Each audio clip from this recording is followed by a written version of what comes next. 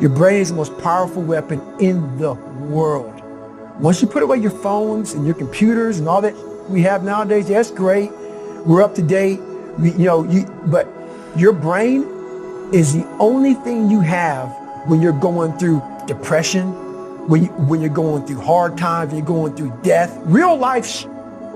You can't Google that, man. You're alone. You're alone. You may have a shrink you're going to. You may have a best friend you're going to. But there's 24 hours in the day where you're alone in this brain.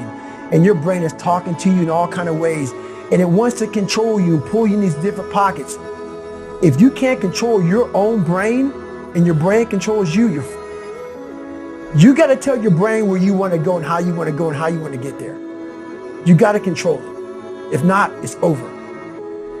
What existed for me was, okay, man, how am I going to make this work? And all I knew back then was hard work.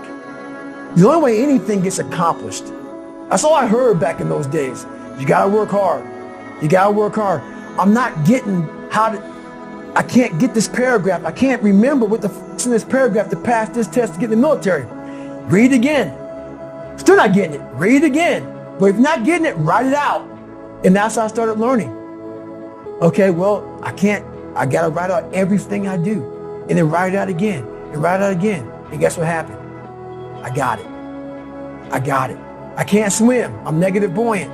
Go back again. I can't swim. Go back again. Go back again. Go back again. I got it. I realized if I keep going back and going back and going back until this just becomes, your mind will say, okay, we're going to figure it out, because he is not going to stop.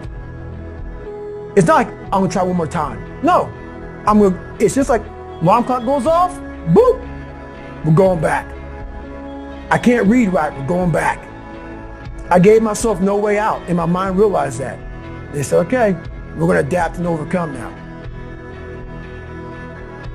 Like a lot of people say, trying hard. Your mind knows, man. It knows this guy's bull, man, this guy's lying. There's no truth behind it. When I was in Navy SEAL training, people go, how were you there for 18 months? The program was only 6 months long. You were in 3 hell weeks in 1 year. No one's ever done that. How did you do that? I talk about the new norm. When I lived in a $7 a month place when I was growing up for a short period of time, I loved it. I didn't know any different. That was my norm. Once we moved out of that place, we moved to a $236 a month place. I was like, I never want to go back to that little piece of shit. But if you go back to that $7 a month place and you realize this is where I live, this is all I got, your mind says, roger that, this is home. So when I was going through Navy SEAL training for 18 months and going back through all the hard parts over and over again, I told myself after the first time, I knew it was going to be a long journey there. My body was breaking down. It was just how it was going on. I said, you know what, this is my new norm. So my mind said, it's like going to work. Like you go to work, you put your suit and tie on, I go into suffering every day. Every day, suffering, being broken, duct taping my feet up, stress fractures, shin splits, being broken. This is my new norm. And your mind says, if we're not broken, this ain't normal. We gotta be broken. So then your mind starts to get tougher and tougher and more callous. People, how did you run on broken feet? Broken shins. My mind knew this is how we operate. We're in Navy SEAL training. This is what we are. I became hell. And that became my new norm. I gave myself no way out. There was nothing outside these walls of hell. Nothing. I loved God, but for a short period of time, I became the devil, because that was hell. I became the boss, the owner, the CEO of Navy SEAL training. That was my mindset. And that's how you get through things. You immerse yourself in wherever it is, and you become that.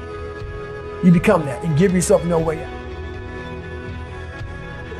When I was 297 pounds and I was fat as hell trying to be a Navy SEAL, the scariest thing in the world to me, even to this day, was that could have been the rest of my life. I thought then I was trying hard. That's the scariest thing in the world. I thought then 297 pound, working for Ecolab, spraying for cockroaches, making $1,000 a month. I thought that was me at my 100% potential.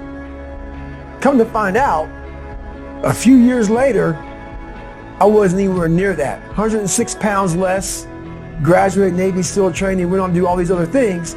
Looking back on that, that was me trying hard. That's why people got to understand what is in us. We have no idea until we start trying hard. And I mean really trying hard, where you're obsessed with, hey, this is my new norm. My new norm is that, wow, this isn't always fun. It's not always meant to be fun. And that's when you know you're trying hard.